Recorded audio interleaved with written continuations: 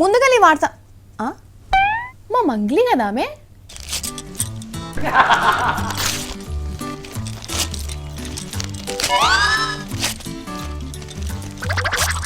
ఓ మంగ్లీ, గాడేం చేస్తున్నావు? ఏమైంది నీకు గట్లున్నావు?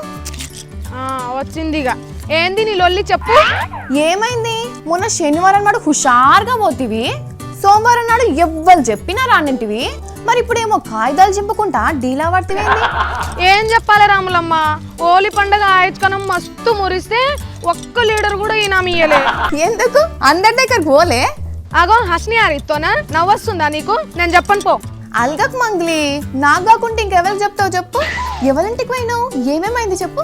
పెద్ద పెద్ద లీడర్లు అందరి దగ్గర పోయినా, కానీ ఆశ పడితే ఏమో అవుతుంది అన్నట్టే అయ్యింది. ఎవరు ఏడుపు తగిలిందో ఏమో. ముందుగా ఎవరి దగ్గర పోయినావు? మన గ్రహాంతర మేధావి చంద్రాల సార్ దగ్గర పోయినా. ఎంత ఇచ్చిండు? ఏంది ఇచ్చేది, పొయ్యిలో కట్టలు. ఆడదాకా పోయినా గానీ భయపడి అడగకుండానే వెనక్కొచ్చేసిన. ఎందుకు అడగలేదు? వాళ్ళింటి గేట్ కాడికి పోంగానే ఆయన మాటలు వినబడ్డాయి. ఏమని? హైదరాబాద్ ని నేనే కట్టాను, సింగపూర్ ని నేనే డిజైన్ చేశాను, బిల్ గేట్స్ కు క్లాస్ నేనే చెప్పాను, సత్యనారాయణలకు నేనే గురువును, రైతులకు పంటలు పండించడం నేనే నేర్పించాను, మనుషులకు అన్నం ఎలా తినాలో నేనే నేర్పించాను. ఇంకా చాలా ఇన్పడ్డాయి రామ్లా, కానీ ఏదో యాదస్తలేదు నాకు. చెప్తే ఏమైంది? ఇలా కొత్త ఏమున్నదల్లా. అయినా నీ పన్ను చూసుకోకపోయినా లోపలికి పోయి.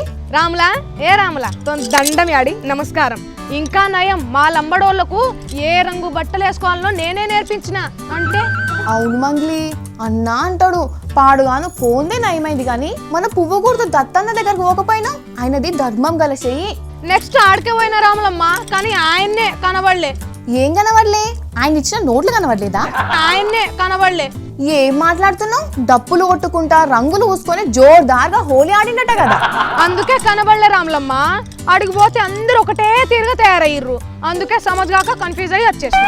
అయ్యో పాపం మంగ్లీ. మన కేసీఆర్ సార్ దగ్గరికి పోకపోయినా గుండె పెద్ద చేసుకున్నట్టున్నాడు తెలంగాణ వచ్చినాక.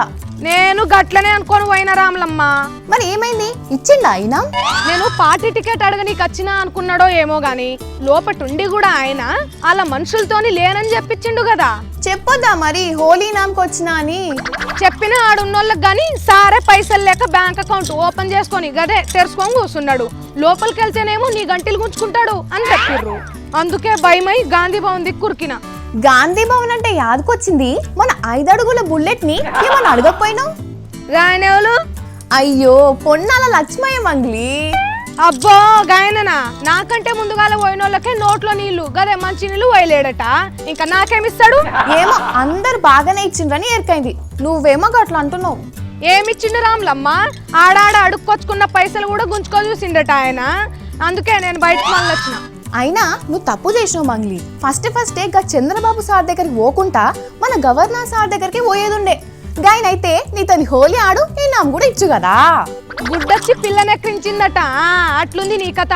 ఈనాం ఎవరిని ఎట్లా అడగాలో నువ్వు నాకు నేర్పిస్తావు. అరే నీకు తెలియదేమో అని చెప్తున్నా. అంటే ఆయన తాను కూడా పోయినవా? ఇప్పుడు ఉన్నదంతా గాయన చేతులనే కదా అని ముందుగాల గాసారింటికే పోయినా. ఏమన్నాడు మరి? పానం సుస్తైందని పన్నాడట. అయ్యో హోలీ నాం ఏం దొరకలేదా? సిల్లి గవ్వ కూడా దొరకలే. మీ ఇంటికెళ్ళి బస్ కిరాయి దండగైనాయి.